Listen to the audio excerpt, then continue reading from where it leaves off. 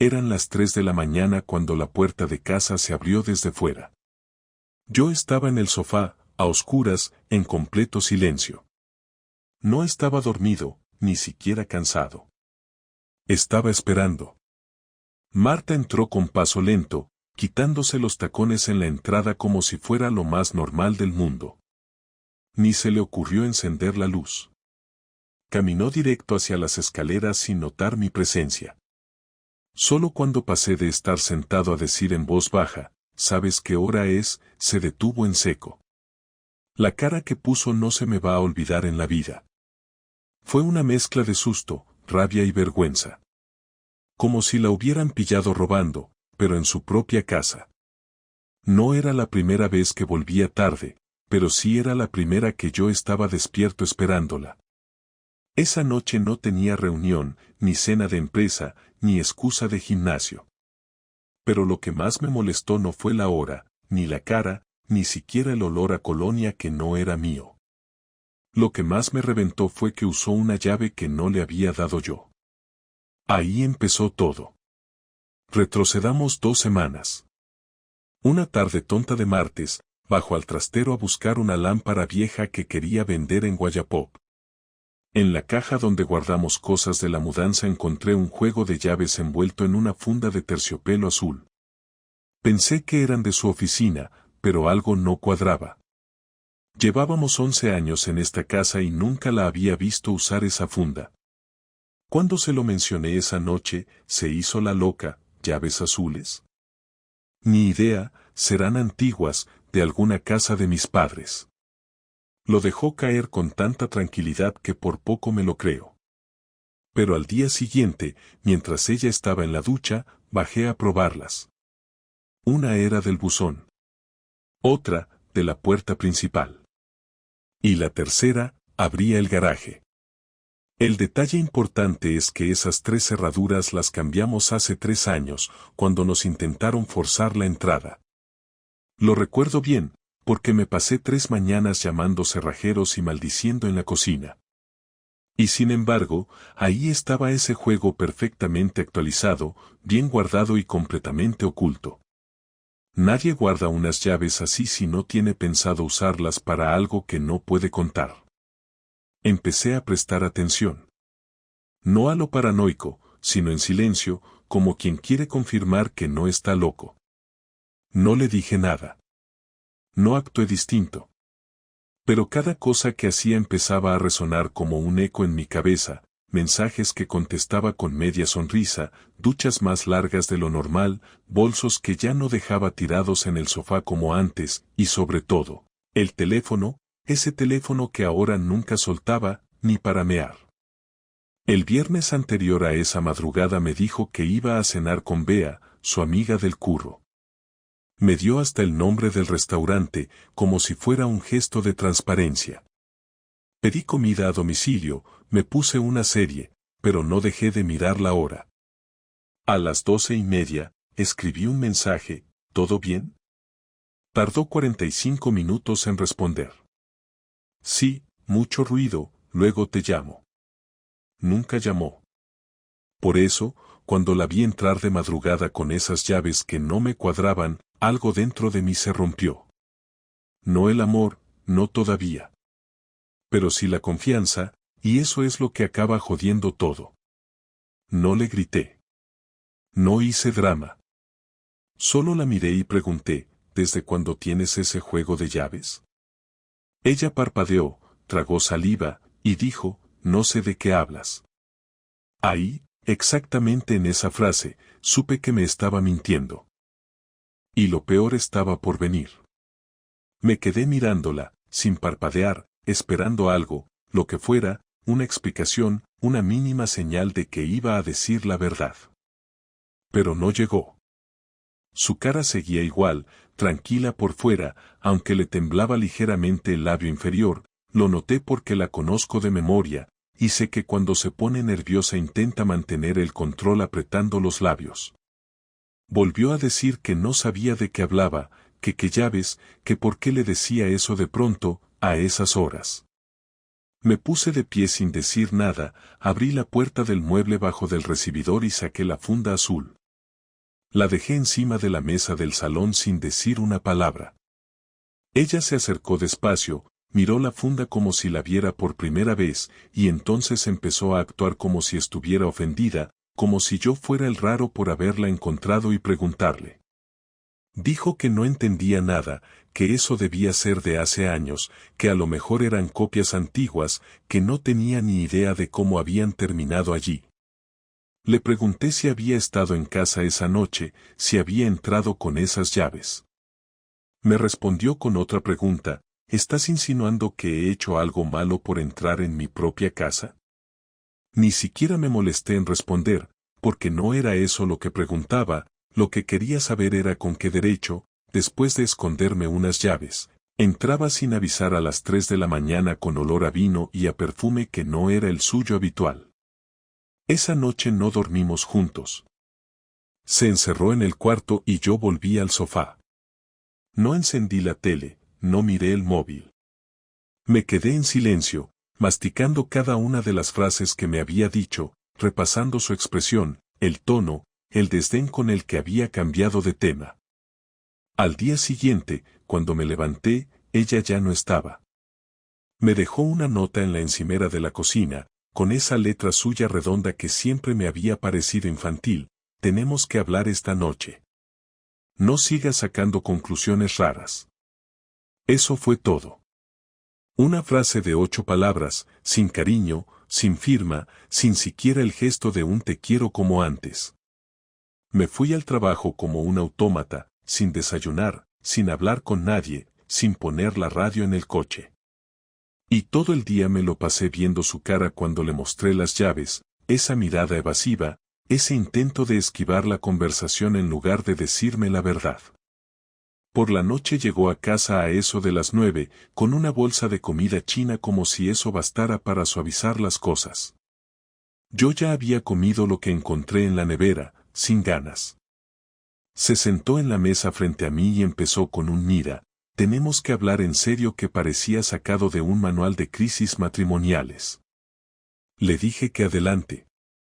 Respiró hondo y dijo que llevaba tiempo sintiéndose desconectada, que a veces no se reconocía en nuestra vida, que echaba de menos cosas que ya no sabía cómo pedir.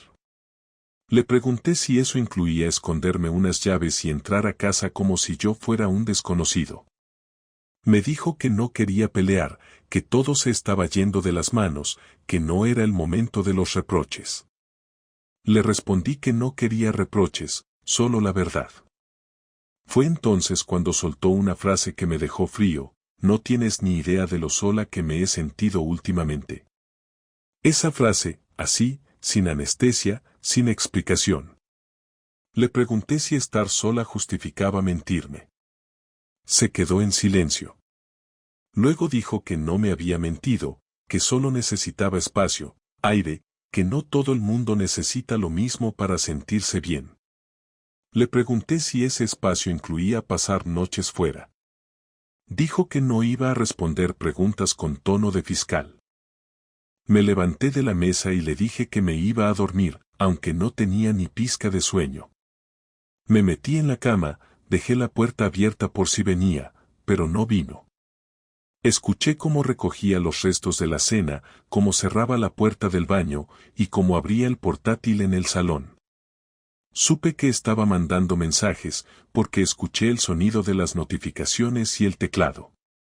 No eran cosas del trabajo, eso lo supe por instinto, porque era el mismo patrón de siempre, el mismo ritmo de teclas rápidas, de respuestas inmediatas que solo se dan cuando hablas con alguien con quien tienes confianza, con alguien que te hace ilusión. Al día siguiente, sábado, me levanté temprano y salí a correr. No soy de los que corren por deporte, pero esa mañana necesitaba alejarme de casa. Cuando volví, ella ya se había ido. Dejó una nota de nuevo, esta vez más corta aún: he salido, no me esperes para comer. Lo peor no era que se fuera, sino cómo lo hacía. Como si todo lo que compartimos en más de una década pudiera reducirse a eso, a una nota sin alma. No supe dónde estuvo todo el día. No contestó los mensajes, no devolvió las llamadas. Llegó a las 10 de la noche, sin prisa, sin disculpas. Le pregunté directamente, ¿estás con alguien?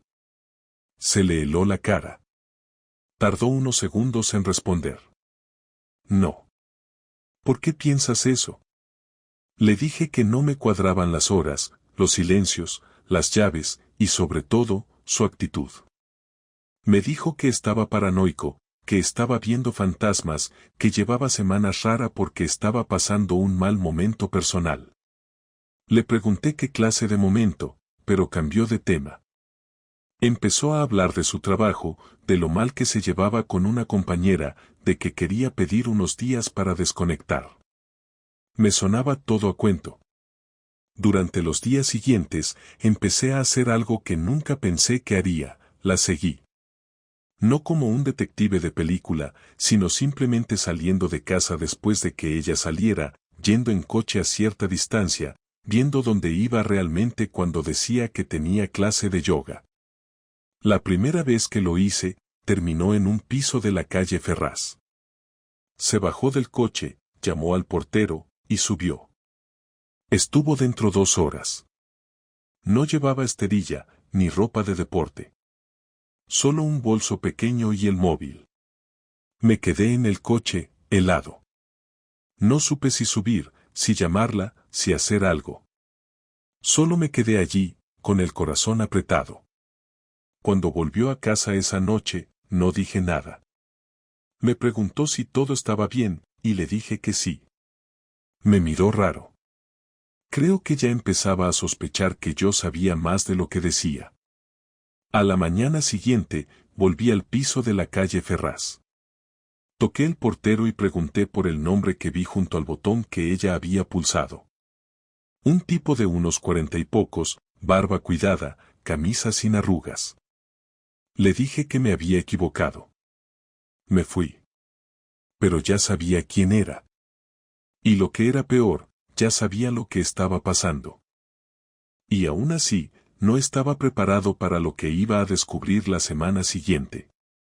La siguiente semana empezó con todo contenido bajo la superficie. No cambié mi comportamiento, no la traté diferente, seguí actuando como si no supiera nada, como si no hubiera visto nada. Ella, por su parte, tampoco modificó nada.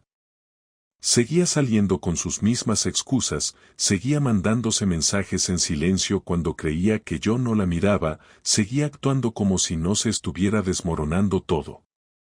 El jueves por la tarde hice algo que no había hecho nunca, hablé con su jefe. Le llamé con la excusa de que quería preguntarle por una póliza de seguros, algo que sonara normal.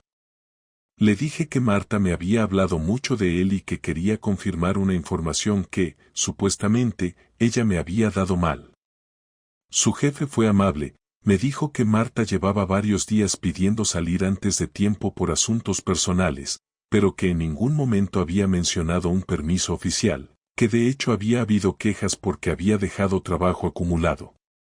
Eso fue suficiente para mí. Le agradecí la información, colgué, y me senté en el comedor, mirando el reloj. Esa noche, cuando volvió a casa, ya tenía decidido que no iba a seguir fingiendo. Me dijo que había ido a una clase de yoga y luego a cenar algo con Bea. Le pregunté si Bea seguía trabajando en el hospital de Moncloa. Me dijo que sí, que en urgencias. Le dije que justo esa tarde había estado por allí y que me sorprendió no verla. No supo qué responder. Empezó a balbucear algo sobre turnos, sobre cambios de horario. No le dejé terminar. Le dije directamente que sabía lo del piso en la calle Ferraz, que había estado allí, que sabía quién vivía, y que si no hablaba en ese momento, la conversación iba a pasar a otro nivel. Se quedó callada. Durante al menos 10 segundos, no dijo nada. Luego soltó un suspiro largo, de esos que uno da cuando ya no tiene escapatoria. Me preguntó cómo lo supe, con una voz que sonaba entre derrotada y resignada. Le respondí que no importa cómo, que lo que importaba es que lo sabía. Me dijo que no era lo que yo creía, que no era una relación, que no estaban juntos de verdad, que era algo puntual, algo que no significaba nada. Le pregunté si había sido solo una vez. Me dijo que no, pero que tampoco era algo frecuente. Le pregunté cuántas veces había estado allí. Me dijo que no recordaba exactamente. Le pregunté si él sabía que estaba casada. Dijo que sí. Le pregunté si pensaba seguir viéndolo. No respondió. En ese momento me levanté y le dije que me lo imaginaba. Le pedí que se fuera a dormir al salón, que necesitaba estar solo. Se fue sin decir una palabra, sin discutirlo siquiera. No dormí esa noche. No pegué ojo.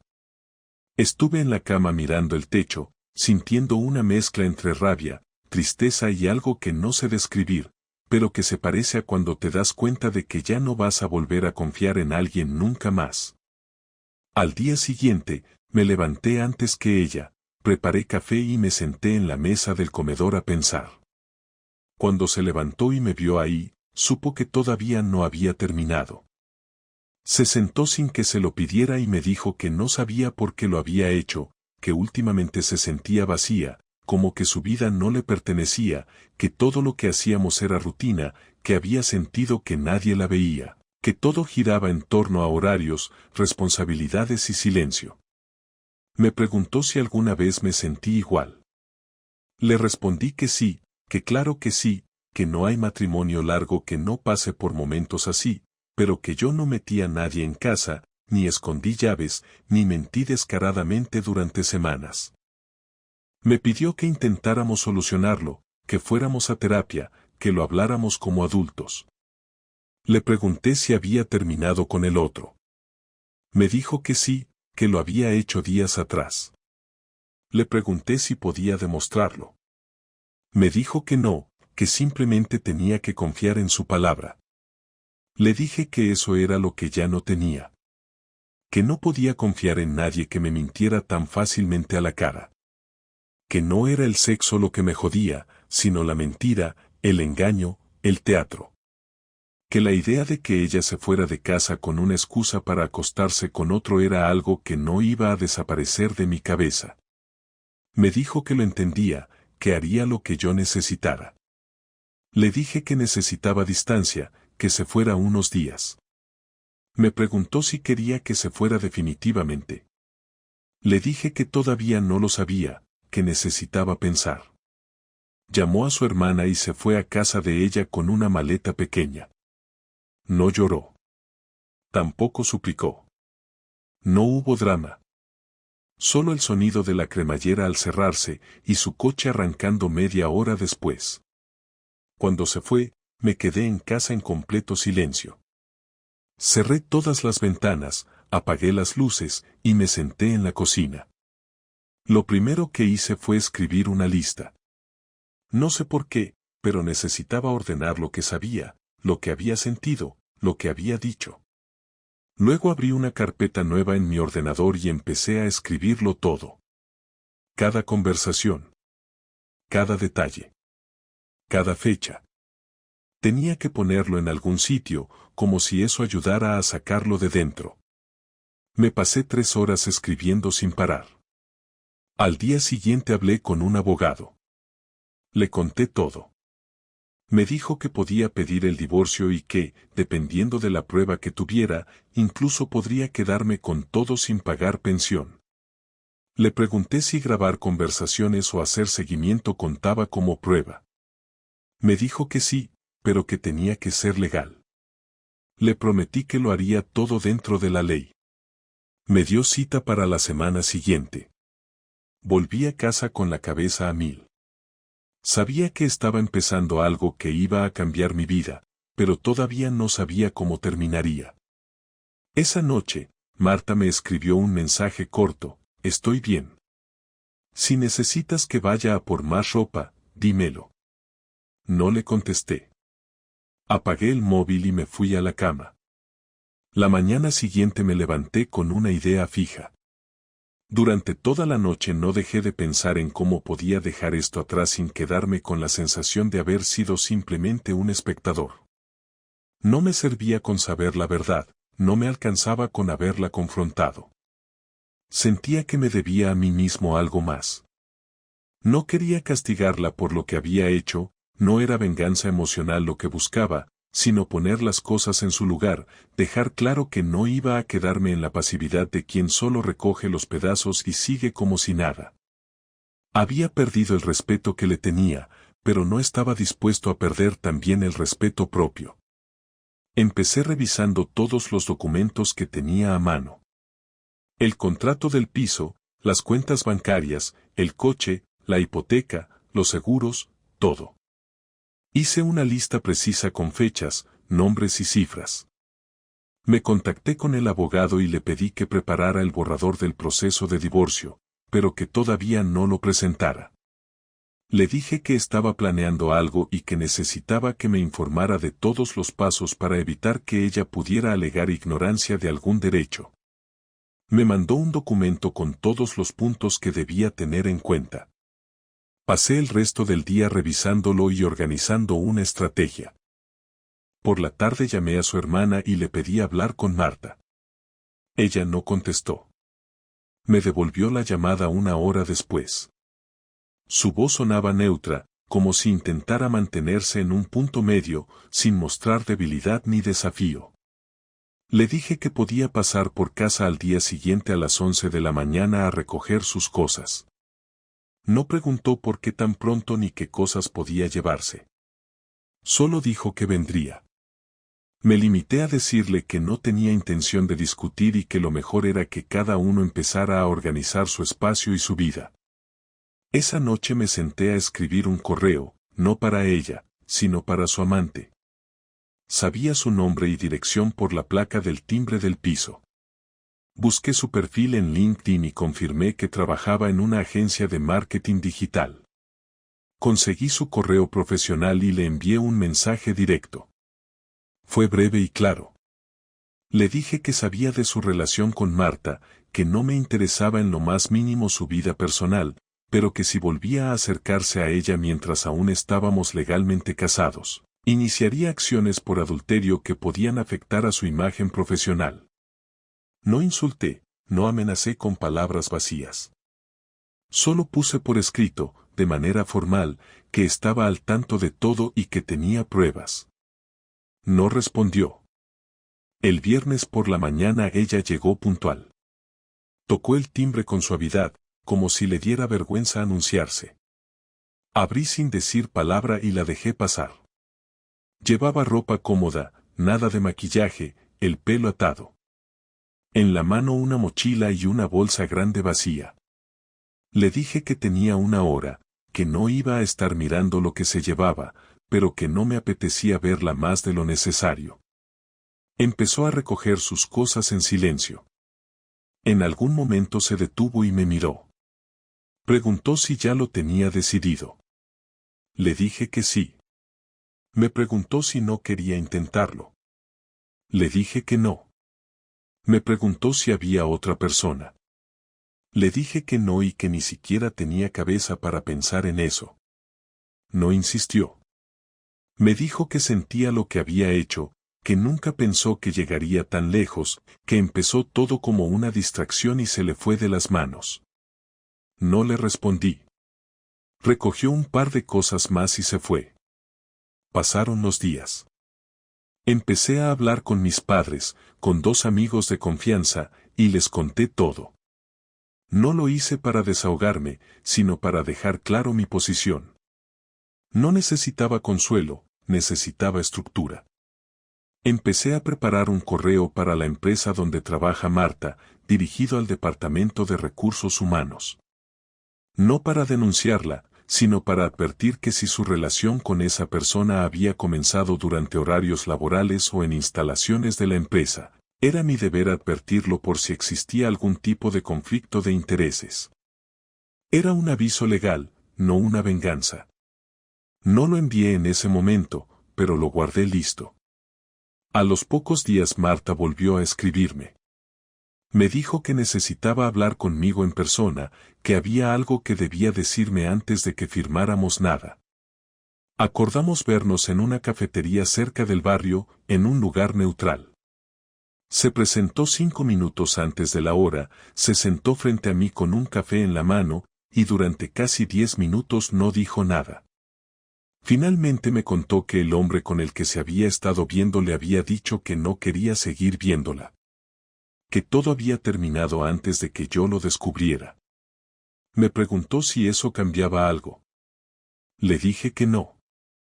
Me preguntó si pensaba contarle a alguien.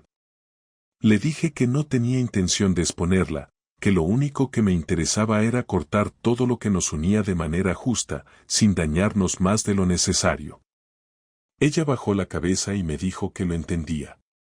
Me dijo que había hablado con su hermana, que se estaba quedando allí por ahora pero que buscaba un sitio propio. Le dije que estaba bien, que si necesitaba llevarse algún mueble de casa o cosas personales que no había recogido, lo organizáramos por mensaje. No quería que apareciera sin avisar, ni que entrara cuando yo no estuviera. Me dijo que no lo haría, que respetaría el espacio. La conversación fue fría, pero directa. Sin rodeos, sin más excusas, sin intentos de manipular nada. Cuando nos despedimos, se fue por una calle distinta, y supe que esa iba a ser la última vez que la vería en mucho tiempo. Volví a casa con la sensación de haber recuperado el control, no de la situación, sino de mí mismo. Esa misma tarde llamé al abogado y le pedí que presentara todo. Le di autorización para formalizar la separación y empezar los trámites del divorcio. Me dijo que en 2 semanas tendríamos respuesta. Preparé los documentos necesarios, las cuentas, la división de bienes y las condiciones del acuerdo. Me senté a escribir el último correo, uno solo para mí. Un resumen de todo lo que había pasado, sin emociones, solo hechos, fechas, decisiones, errores. Lo imprimí y lo guardé en una carpeta, como quien cierra un capítulo. El abogado me llamó un martes por la mañana para confirmar que el borrador del acuerdo estaba listo y que podía pasarlo a recoger, leerlo con calma y firmarlo si estaba de acuerdo con las condiciones. Fijamos la cita para el jueves a primera hora y le pedí que me imprimiera 2 copias. Esa misma noche, mientras cenaba solo en casa, recibí un mensaje de Marta. No era largo ni dramático. Decía que necesitaba hablar conmigo una última vez antes de firmar nada, que no quería dejar todo en silencio, que había cosas que no se podían escribir por mensaje. Lo pensé durante un rato, no porque me interesara especialmente lo que tuviera que decir, sino porque prefería dejar todo bien claro, sin cabos sueltos, sin malentendidos que pudieran arrastrarse después. Le respondí que viniera al día siguiente a las 6 de la tarde, que la esperaba en casa, pero que no alargáramos la conversación. Llegó puntual, como había hecho siempre que tenía que decir algo serio. Iba vestida con ropa sencilla, sin arreglos, sin buscar impacto. Entró sin mirar demasiado a los lados, como si estuviera pisando por última vez un lugar que ya no era suyo. Nos sentamos en el salón, uno frente al otro, con la mesa baja entre medias. No quise ofrecerle nada de beber ni empezar con cortesías. Ella tampoco las buscó.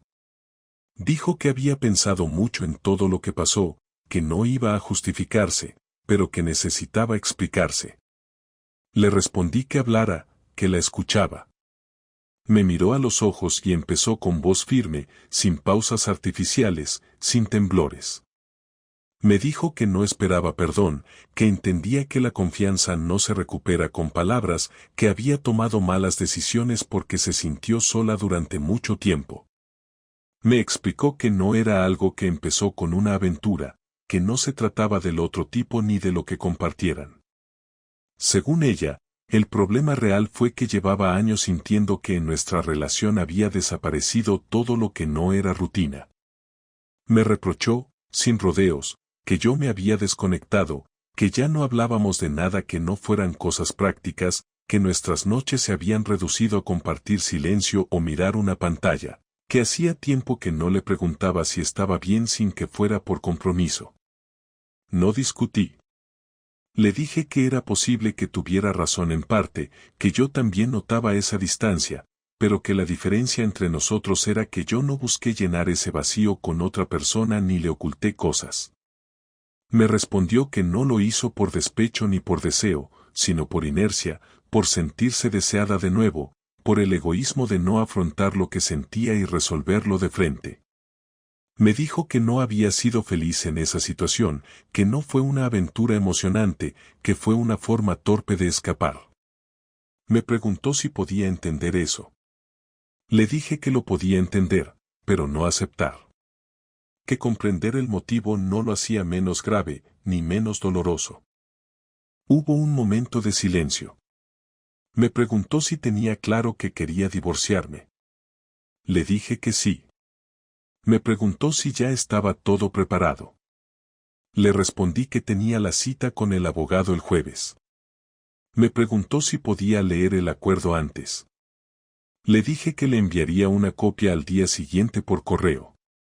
Me pidió que, más allá de lo legal, intentáramos mantener una relación mínima de respeto, por si en el futuro había que resolver algo pendiente, incluso por simple dignidad. Le dije que me parecía correcto, pero que no esperaba ni quería una amistad. Me dijo que lo entendía. Me preguntó si había alguien más en mi vida, si había conocido a alguien en este tiempo. Le respondí que no, que apenas podía concentrarme en salir de todo esto, que no tenía ni energía ni interés por involucrarme con nadie. Me dijo que no quería saberlo por celos, sino por entender hasta qué punto nuestra historia estaba cerrada para mí. Le dije que estaba cerrada, completamente, que lo nuestro había terminado en el momento en que decidió actuar a mis espaldas. Asintió con la cabeza. No lloró. No hizo gestos de súplica. Tampoco intentó revivir nada. Dijo que se iría entonces, que no quería alargar más algo que estaba claro. La acompañé a la puerta. Al girarse para despedirse, me dijo que, a pesar de todo, agradecía los años que compartimos, que no iba a negar que hubo amor ni que aprendió cosas importantes a mi lado. Le respondí que yo también valoraba lo que tuvimos, pero que una traición no se borra con recuerdos buenos. Bajó las escaleras y salió del portal sin mirar atrás. Cerré la puerta y no sentí alivio ni rabia. Solo una sensación de final limpio, sin adornos. El jueves por la mañana fui al despacho del abogado y firmé los papeles. No hubo nada que negociar. Todo ya estaba hablado, pactado, repartido, incluso lo que no aparecía en el documento, las cosas que no se devuelven ni se reclaman. Me entregaron una copia oficial del acuerdo y me dijeron que en 2 semanas estaría todo aprobado por el juzgado.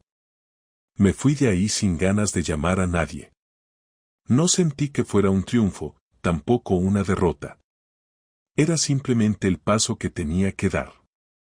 La única victoria, si se le podía llamar así, era no haber cedido a la tentación de perdonar algo que no merecía perdón. Porque una cosa es perdonar y otra muy distinta es permitir que te vean débil cuando el daño ya está hecho con conciencia. Esa noche volví a casa y abrí todas las ventanas. No para renovar el aire ni para simbolizar nada. Solo hacía calor y me agobiaba el encierro. Me senté en la cocina, abrí una cerveza y volví a leer todo lo que había escrito semanas atrás.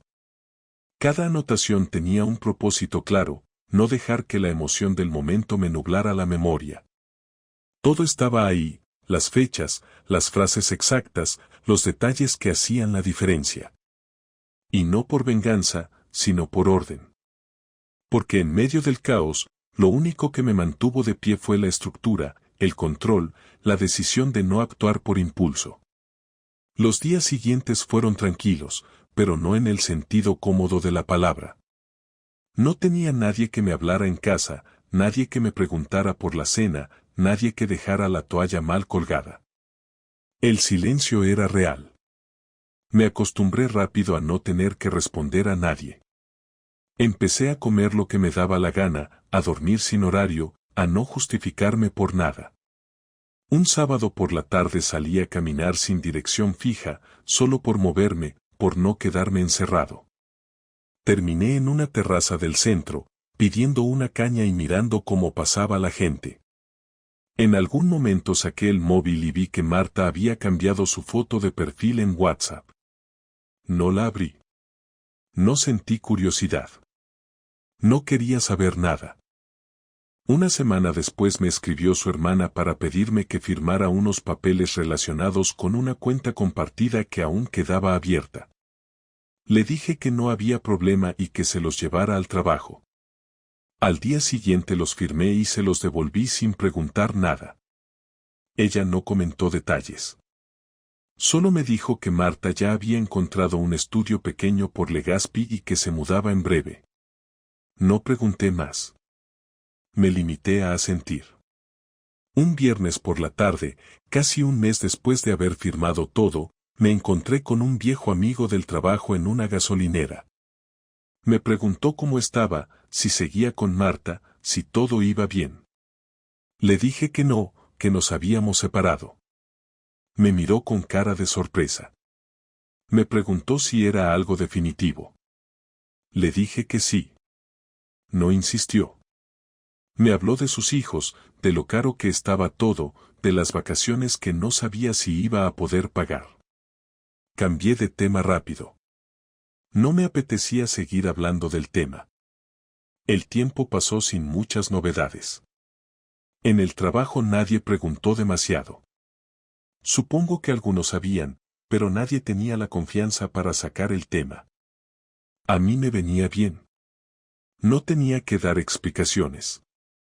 Una tarde, al volver a casa, me encontré una carta en el buzón sin remitente. Al abrirla reconocí la letra de Marta. No era una carta larga. Me decía que esperaba que pudiera rehacer mi vida, que deseaba que en algún momento recordáramos las cosas buenas sin rencor. Me pedía perdón una vez más y me agradecía haber sido claro y firme, porque según ella, eso le había permitido cerrar todo sin la culpa de no saber en qué punto se rompieron las cosas. No respondí.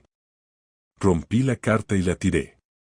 No porque me doliera, sino porque no necesitaba más palabras. Ya habíamos hablado todo lo que había que hablar. Con el tiempo empecé a salir más. No con la intención de conocer a alguien, sino porque sentía que me debía recuperar cosas que había dejado de lado por años. Empecé a hacer planes con amigos, a visitar lugares a los que siempre ponía excusas para no ir, a estar disponible para mi propio tiempo. Empecé a dormir mejor. A pensar con más claridad. A no revisar el móvil cada vez que sonaba como si esperara una mala noticia. Empecé a vivir con una calma rara, una que no había sentido en años. Hoy, mientras escribo esto, ya pasaron más de 5 meses desde aquella noche en la que Marta entró a casa con las llaves duplicadas. No me arrepiento de cómo manejé todo. Fui directo, fui frío cuando tocaba, fui justo donde debía. No busqué humillarla, pero tampoco permití que me tomara por un idiota. No me quedé esperando una versión más amable de los hechos. No permití que el miedo a la soledad me hiciera aceptar una vida compartida con alguien que ya no me respetaba. Me quedé con lo que me pertenece, mi dignidad, mi tiempo, mi claridad. No tengo nada pendiente con ella. No quiero saber en qué anda, si volvió con aquel tipo o si encontró a otro. No me importa. No forma parte de mi vida. Me reconstruí desde el detalle, desde la decisión firme de no repetir el error de confiar ciegamente en quien no supo cuidar lo que tenía. Aprendí que el respeto no se negocia. Que el amor no es excusa para permitir traiciones. Que perdonar no significa volver. Y que a veces lo más valiente no es salvar un matrimonio, sino saber cerrarlo con la frente en alto. Si alguien me preguntara ahora si volvería a casarme, no sabría qué decir. No estoy roto, pero tampoco tengo prisa por reconstruir algo. Estoy bien solo. Me basto. Y eso, después de todo lo que viví, es más que suficiente.